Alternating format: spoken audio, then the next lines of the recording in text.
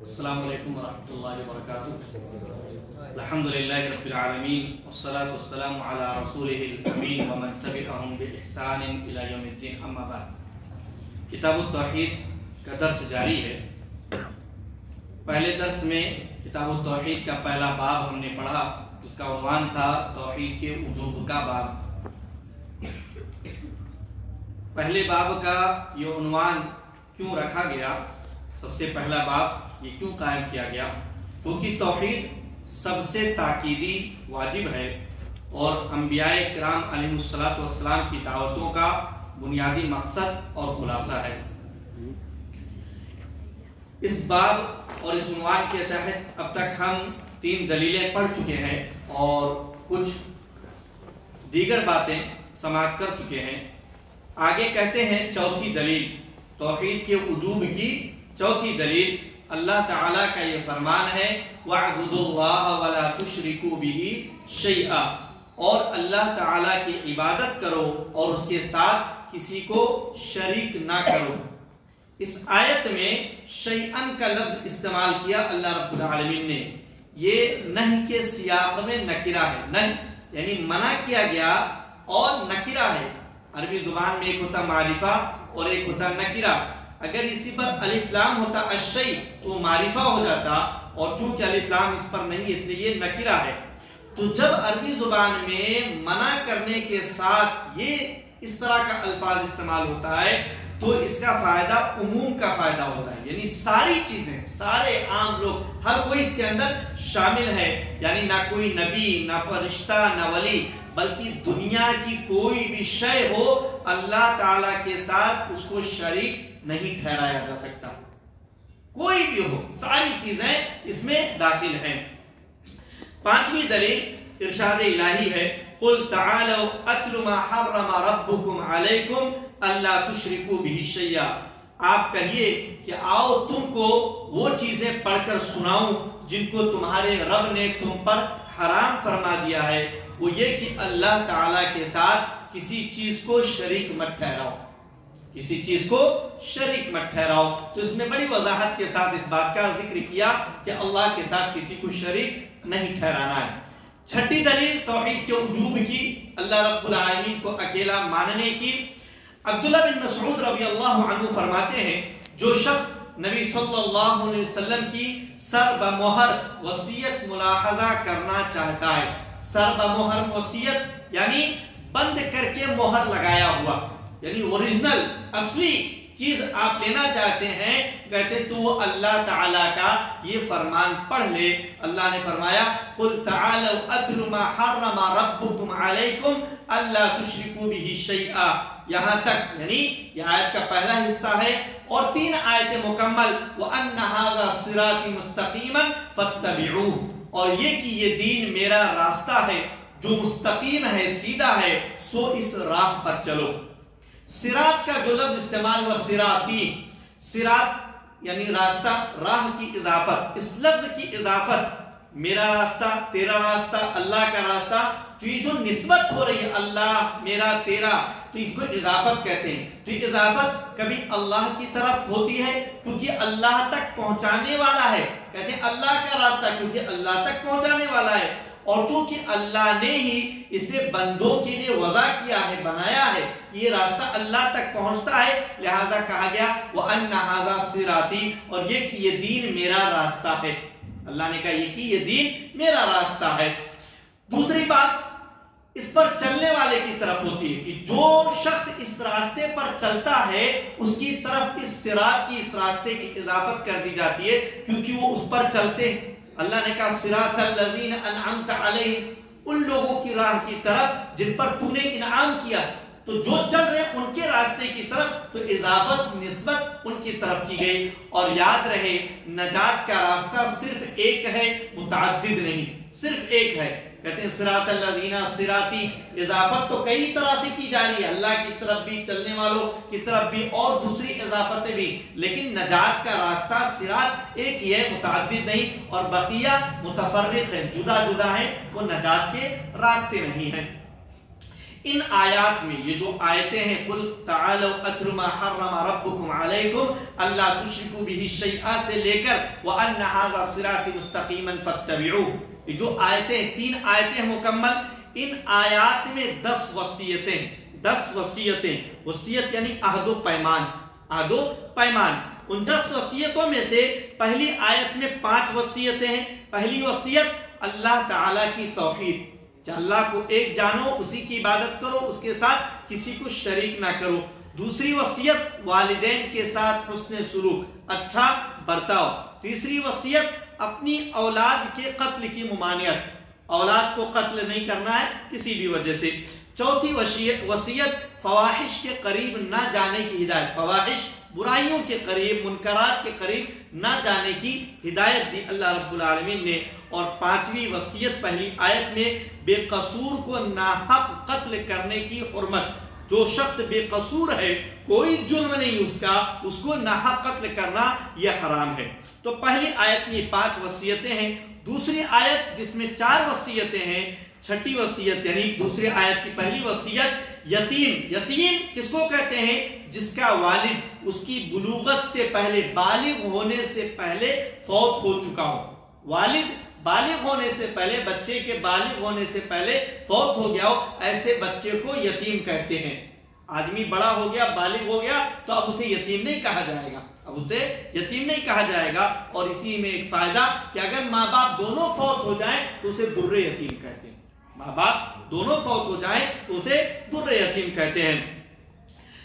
تو یتیم کا مال احسن طریقے سے استعمال کرنے کی ہدایت ہے، یہ چھٹی وصیت ہے دوسری آیت میں، دوسری آیت کی پہلی اور ترتیب سے چھٹی وصیت کہ یتیم کا مال اچھے سے استعمال کیا جائے۔ اب اس کا کوئی دیکھ ریکھ کرنے والا نہیں ہے، مثال کے طور پر ولی ہے، کوئی چچا ہے، کوئی ماموں ہے جس کے تابع میں کفالت میں وہ یتیم گیا، یتیم کے پاس مال و دولت ہے، تو اللہ نے کہا اس کے مال کی دیکھ ریکھ اچھے ڈھنگ سے ہو، ایسا نہ ہو کہ یتیم بڑا ہو جائے گا تو اپنا مال لے لے گا، اس ڈر سے تم اس کا مال جلد جلد ختم کر دو، خرچ کر دو، ایسا نہ کرنا۔ 7ویں وصیت عدل و انصاف پر مبنی گفتگو کرنے کی تلقین، کہ بات حق کی کرو، کسی کے بھی خلاف جائے، کسی کے بھی پالے میں جائے، لیکن حق بات کہنی ہے، بات جو ہے خلاف حق نہ کریں۔ 8ویں وصیت انصاف کے ساتھ ناپ تول کرنے کی ہدایت، جب ناپنا ہو، تولنا ہو تو انصاف کے ساتھ، چاہے دینے کا معاملہ ہو چاہے لینے کا معاملہ ہو، نہ دینے میں کمی کی جائے اور نہ لینے میں زیادتی کی جائے، جیسا کہ قوم شعیب علیہ السلام کا یہ طریقہ تھا کہ وہ ناپ تول میں کمی کرتے تھے، اللہ رب العالمین نے انہیں اس کی وجہ سے عذاب سے دوچار کیا۔ دوسری آیت میں چوتھی وصیت، 9ویں وصیت اللہ سے کیا ہوا وعدہ پورا کرنے کی وصیت، کہ اللہ سے تم نے جو وعدے کر رکھے ہیں اس وعدوں کو پورا کرو، جو بھی وعدے ہیں ان وعدوں کو پورا کرنے کی وصیت۔ تیسری آیت میں صرف ایک وصیت ہے اور وہ ہے وَأَنَّ هَذَا صِرَاطِي، اور یہ کہ یہ دین میرا راستہ ہے، یہ دین اسلام اللہ کہہ رہا میرا راستہ ہے، لہذا مستقیماً، سیدھا راستہ ہے، مستقیم فاتبعوہ، لہذا تم اسی راہ کی اتباع کرو، اسی پر چلو۔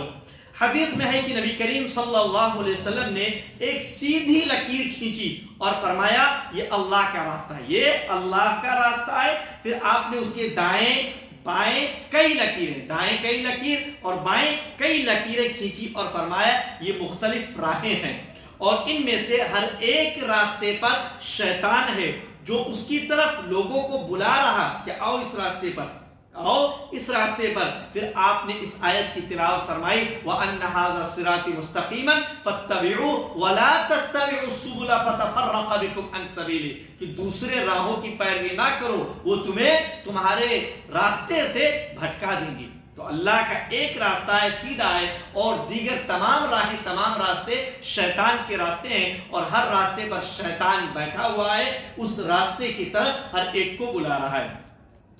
یہ جو 3 آیتیں ہیں جس میں 10 وصیتیں بیان کی گئیں، ان میں اور بھی چند فائدے کی باتیں ہیں جن کا ذکر کر رہے ہیں، کہتے ہیں چند اہم فائدے۔ معصوم یعنی وہ جان جس کو قتل کرنا اللہ نے حرام قرار دیا ہے۔ اس آیت کے اندر اللہ رب العالمین نے فرمایا وَلَا تَقْتُلُوا النَّفْسَ الَّتِي حَرَّمَ اللَّهُ إِلَّا بِالْحَقِّ، کہ کسی ایسی نفس کو قتل کرنا تمہارے لیے حرام ہے، تم پر حرام ہے، جس کو اللہ رب العالمین نے حرام کر دیا، اس کا قتل کرنا حرام کر دیا ہے۔ تو ایسے کون سے معصوم ہیں جن کا قتل کرنا جائز نہیں؟ سب سے پہلے مسلمان کا قتل کرنا جائز نہیں۔ دوسرے نمبر پر ذمی وہ شخص ہوتا ہے جو اسلامی مملکت میں، اسلامی حکومت میں رہتا ہے، حکومت کی پناہ میں رہتا ہے، لہذا ایسے شخص کو قتل کرنا جائز نہیں۔ تیسرا معاہد جس سے مسلمانوں یا اسلامی حکومت کا عہد و پیمان ہو، اسلامی حکومت کا یا مسلمانوں کا عہد و پیمان ہو کہ جنگ نہیں کریں گے، قتل و خوریزی نہیں کریں گے، یا جیسا بھی عہد و پیمان ہو اسے قتل کرنا جائز نہیں۔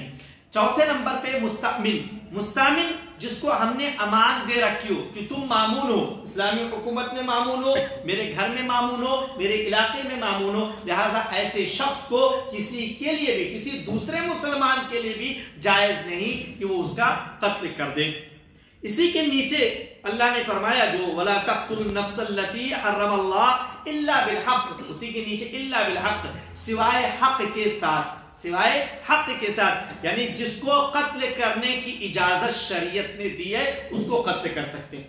اب وہ کون ہے جن کو قتل کرنے کی اجازت ہے؟ پہلے نمبر پہ جان کے بدلے جان، کسی نے کسی کی جان لے لی تو مقتول کے ورثہ، مقتول کے رشتہ دار جو ہیں وہ بدلے میں قصاصاً اس کو قتل کروا سکتے ہیں حکومت سے۔ یہ خود بھی نہیں کرنا، حکومت کرے گی، یہ کام حکومت کرے گی، تو حکومت کے سامنے اپنا مقدمہ رکھ کر بدلے میں اس کی جان لے سکتے ہیں کہ ہمیں جان کے بدلے جان چاہیے۔ دوسری صورتیں بھی ہیں، معاوضہ لے لینا، معاف کر دینا۔ دوسرا شخص جس کے قتل کی اجازت شریعت نے دی ہے، شادی شدہ زناکار، ایسا زناکار جو شادی شدہ ہو اس کے قتل کی اجازت دی، اس کا حکم دیا، سزا اس کے لیے متعین کی ہے شریعت نے۔ تیسرا شخص جس کے قتل کی اجازت اور حکم اللہ رب العالمین نے دیا ہے اور حد بیان کیے، وہ مرتد ہے۔ مرتد جو دین سے پھر گیا ہو، دین سے پلٹ گیا ہو، اسلام لایا یا مسلمان تھا پھر اس کے بعد کافر ہو گیا، ایسے شخص کو اسلامی حکومت میں قتل کرنے کی سزا دی جائے گی، قتل کر دیا جائے گا۔ اس پر بہت سارے افراد اعتراض کرتے ہیں کہ دیکھو اسلام کیسا سخت مذہب ہے، آپ بتائیے کوئی بھی ملک اپنے غدار کو کیا سزا دیتا ہے؟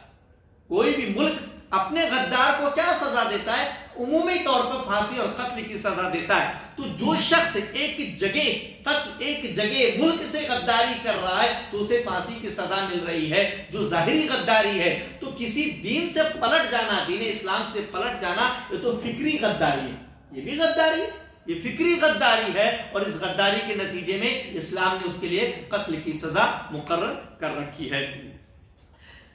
ہم اوپر پھر چلتے ہیں، آیت میں کہا گیا نحن نرزقکم و ایاہم، پوری آیت ہے وَلَا تَقْتُلُوا أَوْلَادَكُم مِّنْ إِمْلَاقٍ، کہ تم اپنے بچوں کو فقر کے ڈر سے، فقر و فاقہ کے ڈر سے قتل نہ کرو۔ نحن نرزقکم، ہم تم کو رزق دیتے ہیں، وَإِيَّاهُمْ، اور ان کو بھی، ہم تم کو رزق دیتے ہیں اور ان کو بھی۔ کہتے ہیں اللہ رب العالمین ہم تمہیں اور ان کو رزق دیتے ہیں۔ یہاں والدین کے رزق سے شروع کیا، پہلے والدین کا ذکر کیا، نحن نرزقکم، ہم تم کو رزق دیتے ہیں والدین کو، کیونکہ دونوں محتاج ہیں، والدین دونوں محتاج ہیں، اور سورہ اسراء میں فرمایا نحن نرزقہم، ہم ان کو رزق دیتے ہیں، بچوں کو، وَإِيَّاكُمْ، اور تم کو بھی، ہم ان کو رزق دیتے ہیں اور تم کو بھی، ہم انہیں اور تم کو رزق دیتے ہیں۔ تو پہلی آیت میں والدین محتاج ہیں، انہیں ڈر ہے کہ بچہ پیدا ہوگا تو ہم اس کو کھلائیں گے کیا، تو اللہ نے کہا ہم تم کو رزق دیتے ہیں اور اس کو بھی، جیسے تم کو دے رہے ہیں، تم کھا رہے ہو، ایسے اس کو بھی دیں گے، وہ کھائے گا۔ اور دوسری آیت میں یہاں ہے نحن نرزقہم وإیاکم، کہ والدین کے رزق سے پہلے، کہ والدین کے پاس رزق ہے لیکن انہیں ڈر ہے کہ ہم محتاج نہ ہو جائیں خرچ کرنے کی وجہ سے، جیسا کہ سماج میں بہت سارے ایسے افراد پائے جاتے ہیں جن کی یہ فکر ہے، یہ سوچ ہوتی ہے کہ اگر ہم خرچ زیادہ اولاد کر لیں گے تو خرچ کریں گے اور تو صحیح پرورش نہیں کر سکیں گے، سارے بچوں کو سنبھال نہیں سکیں گے، ہم جو مالدار ہیں اس مالداری میں کمی آ جائے گی۔ تو اللہ رب العالمین نے کہا نحن نرزقہم وإیاکم، ہم انہیں اور تم کو رزق دیتے ہیں۔ یہاں والدین کے رزق سے پہلے اولاد کے رزق کا ذکر کیا، پہلے اولاد کے رزق کا ذکر، ان کو رزق ہم دیتے ہیں کیونکہ دونوں مالدار ہیں، والدین مالدار ہیں تو انہیں ڈر ہے، لیکن محتاجی کا خوف ہے، محتاجی کا ڈر ہے کہ ہم محتاج نہ ہو جائیں گے، اس لیے کہا کہ ان کو رزق ہم دیتے ہیں، تم نہیں دیتے ہیں، تمہیں ڈرنے کی ضرورت نہیں ہے۔ اگلی آیت میں، اگلے حصے میں کہا اشد، اشد کا لفظ ہے، اور قرآن کریم کی آیت میں ہے وَلَا تَقْرَبُوا مَالَ الْيَتِيمِ إِلَّا بِالَّتِي هِيَ أَحْسَنُ حَتَّى يَبْلُغَ أَشُدَّهُ، کہ یتیم کے مال کے قریب بھی نہ جاؤ مگر اچھے طریقے سے، اچھے طریقے سے، حَتَّى يَبْلُغَ أَشُدَّهُ، یہاں تک کہ وہ پختگی کی عمر کو پہنچ جائے، پختگی کی عمر کو پہنچ جائے۔ تو اشد کا مطلب ہے پختگی کی عمر۔ آیت کریمہ میں اشدہ سے مراد بلوغت کے ساتھ، بالغ ہونے کے ساتھ ساتھ مال کے اندر حسن تصرف کی صلاحیت رکھتا ہو، اچھی طرح مال کو خرچ کرنے کی بھی صلاحیت اس کے پاس ہو۔ بالغ جیسے ایک آدمی ہوتا ہے پاگل ہے، دماغ صحیح نہیں اس کا، بالغ وہ بھی ہو جاتا ہے، ایسے شخص کو مال اس کے حوالے نہیں کیا جائے گا۔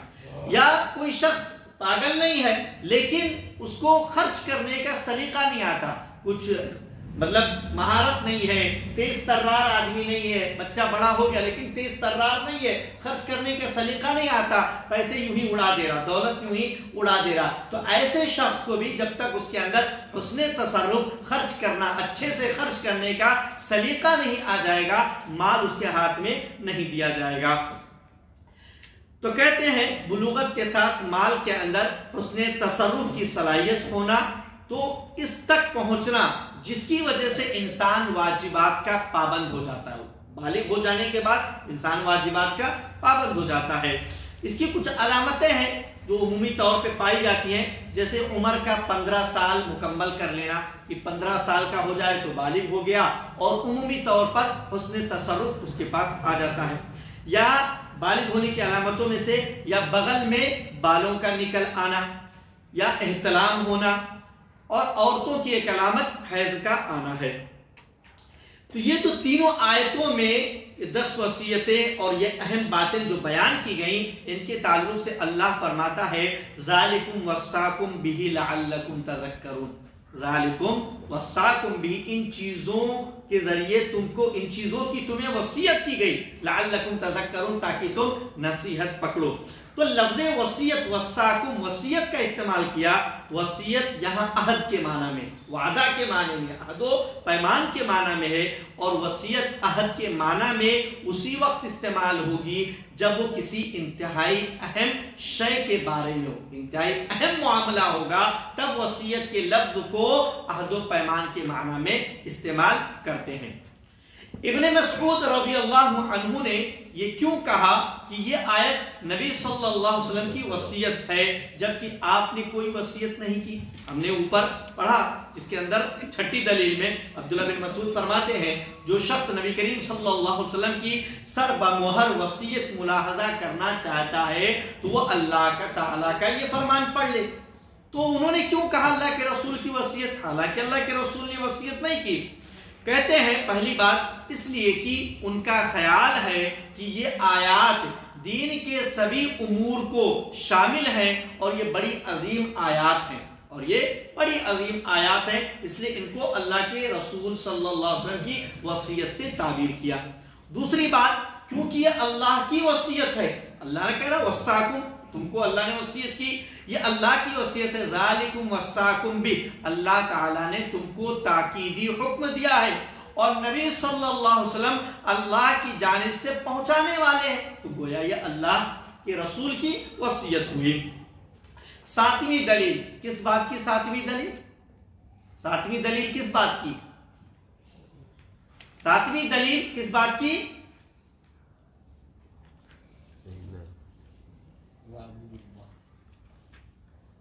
باب کا عنوان کیا ہے؟ جو باب ہم پڑھ رہے ہیں اس کا عنوان کیا ہے؟ پہلا باب ہے، پہلے باب کا عنوان کیا ہے؟ توحید کے وجوب کا، توحید کے وجوب کا باب ہے یہ۔ تو توحید کے وجوب پر دلیلیں دی جا رہی ہیں، 6 دلیلیں ہو گئی، 7ویں دلیل ذکر کر رہے ہیں توحید کے وجوب پر 7ویں دلیل۔ معاذ بن جبل رضی اللہ عنہ کا بیان ہے کہ ایک دفعہ میں نبی صلی اللہ علیہ وسلم کے پیچھے گدھے پر سوار تھا، کہ آپ نے مجھ سے فرمایا یا معاذ اتدری ما حق اللہ علی العباد وما حق العباد علی اللہ قلت اللہ ورسولہ اعلم قال حق اللہ علی العباد ان يعبدوه ولا يشركوا به شيئا وحق العباد على الله أن لا يعذب من لا يشرك به شيئا قلت يا رسول الله أفلا أبشر الناس قال لا تبشرهم فيتكلوا اے معاذ کیا تم جانتے ہو کہ اللہ تعالیٰ کا بندوں پر اور بندوں کا اللہ تعالیٰ پر کیا حق ہے؟ میں نے کہا اللہ تعالیٰ اور اس کے رسول بہتر جانتے ہیں۔ تو آپ نے فرمایا اللہ تعالیٰ کا بندوں پر حق یہ ہے کہ وہ صرف اسی کی عبادت کریں، توحید، صرف اسی کی عبادت کریں اور اس کے ساتھ کسی کو شریک نہ ٹھہرائیں۔ اور بندوں کا اللہ تعالیٰ پر حق یہ ہے کہ جو بندہ شرک کا مرتکب نہ ہو، شرک والا گناہ نہ کرے، وہ اسے عذاب نہ دے۔ معاذ رضی اللہ عنہ کہتے ہیں میں نے کہا یا رسول اللہ کیا میں لوگوں کو یہ خوشخبری نہ سنا دوں؟ تو آپ نے فرمایا نہیں، کہیں ایسا نہ ہو کہ وہ اسی پر بھروسہ کر کے بیٹھ جائیں کہ صرف شرک نہ کرو اللہ عذاب نہیں دے گا، سزا نہ دے گا، اسی پر بھروسہ کر کے بیٹھ جائیں گے۔ متفق علیہ یعنی صحیح بخاری اور صحیح مسلم کی حدیث ہے۔ حدیث میں کہا کہ اتدری کیا تم جانتے ہو؟ جس طرح کہا جاتا ہے کیوں؟ یہ شوق کو دوبالا کرنے کے لیے، بڑھانے کے لیے، کیا تم جانتے ہو؟ یعنی آدمی کو شوق پیدا ہوتا ہے کہ جانوں، کیا پوچھنے، کیا جاننا ہے، اور دل کو پوری طرح متوجہ کرنے کے لیے کہ آدمی بات کو سنے۔ اور یہ حسن تعلیم کا بہترین طریقہ ہے۔ یہ استاد جو ہے اپنے شاگرد سے اس طریقے سے سوال کرے، پھر اس کو جواب دے، درست جواب کیا ہے۔ حدیث میں کہا گیا حق العباد علی اللہ، بندوں کا اللہ پر حق، بندوں نے اللہ پر کچھ بھی واجب نہیں کیا ہے۔ بندوں کا اللہ پر حق، بندوں کا اللہ پر حق کیا ہے؟ بندوں نے اللہ پر کچھ بھی واجب نہیں کیا ہے، بلکہ یہ اللہ تعالیٰ نے بندوں پر احسان کرتے ہوئے خود پر واجب کر لیا ہے کہ بندوں کا مجھ پر یہ حق ہے، مجھ پر یہ واجب ہے، اگر بندے ایسا کریں گے تو میں ان کے ساتھ ایسا کروں گا، ورنہ بندوں نے اللہ پر کچھ واجب نہیں کیا اور نہ بندوں کو اس کا اختیار ہے۔ حدیث میں کہا گیا ابشرو، میں انہیں خوشخبری نہ دے دوں، بشارت، بشارت کہتے ہیں ایسی چیز کی خبر دینا جس کو سن کر انسان خوش ہو جائے، کسی بڑی کامیابی کی خبر مل جائے۔ اور کبھی کبھی غمگین کر دینے والی خبر کے لیے بھی یہ کلمہ استعمال کیا جاتا ہے، غمگین والی خبر مطلب مزید جلانے کے لیے، یعنی وہ جو غم مل رہا ہے اس سے تو تکلیف ہوگی لیکن لفظ بھی ایسا استعمال کر رہے ہیں جو اور تکلیف دے۔ جیسے قرآن کریم میں کئی جگہوں پر کہا گیا فَبَشِّرْهُمْ بِعَذَابٍ أَلِيمٍ، انہیں دردناک عذاب کی خوشخبری سنا دیجئے کہ دردناک عذاب سے تکلیف تو ہونی ہے لیکن لفظی طور پر بھی انہیں تکلیف ہو کہ خوشخبری سنا دیجئے، دردناک عذاب سے وہ دوچار کیے جائیں گے۔ اس حدیث سے توحید کی فضیلت اور اس کے اللہ کے عذاب سے مانع ہونے کا ثبوت ملتا ہے کہ اگر کوئی موحد ہے تو اللہ کے عذاب سے محفوظ رہے گا، یہ توحید کی فضیلت ہے، جنت میں جائے گا۔ یہ بھی ثابت ہوتا ہے کہ جو اللہ کے ساتھ کسی کو شریک نہیں ٹھہرائے گا وہ اللہ اسے عذاب نہیں دے گا، اور یہ کہ تحقیق توحید کی وجہ سے، تحقیق توحید یعنی توحید کو ثابت کرنے کی وجہ سے، توحید جو عمل ہے، جو چیز ہے، آدمی جب اس کو ثابت کر لے گا، پورے طور پر اس پر عمل پیرا ہو جائے گا، اس کا عقیدہ رکھ لے گا، تو اس کی وجہ سے گناہ معاف کر دیے جاتے ہیں، معاف کر دیے جاتے ہیں۔ نبی صلی اللہ علیہ وسلم نے اس کے بارے میں خبر دینے سے منع اس لیے فرمایا، اللہ کے رسول نے حضرت ابو ہریرہ سے منع فرمایا کہ خبر مت دینا، کیوں؟ کہ لوگ صرف اسی پر بھروسہ کرتے ہوئے کہ صرف توحید مضبوط کر لو، اس کے تقاضوں کو نہ چھوڑ بیٹھیں۔ توحید ایک عمل ہے جس کی وجہ سے جنت میں جانا ہے، لیکن اس کے تقاضے ہیں۔ کہتے ہیں توحید ایک کنجی ہے، لیکن کنجی کے دندانے، چابی، کنجی کے چابی کے دندانے ہوتے ہیں، بغیر دندانوں کے تالا تو نہیں کھلے گا۔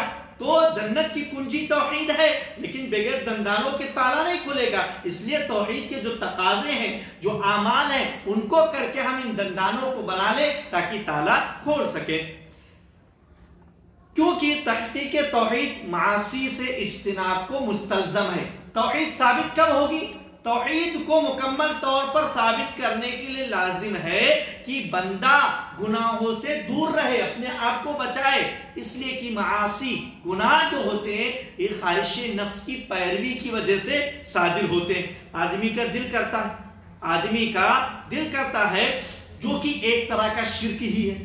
آدمی کے دل نے گناہ کرنے کو کہا، آدمی نے گناہ کیا۔ اللہ رب العالمین نے کہا ارأیت من اتخذ الہہ ہوا، ارأیت من اتخذ الہہ ہوا، کہ آپ نے اس شخص کو دیکھا، ان کو دیکھا جنہوں نے اپنی خواہشات کو، اپنی خواہش کو اپنا معبود بنا رکھا۔ دل جو کہہ رہا ہے کرنے اس کو کر رہے، تو گویا ایک طرف اللہ اور ایک طرف ہمارا دل، ہماری خواہش ہے۔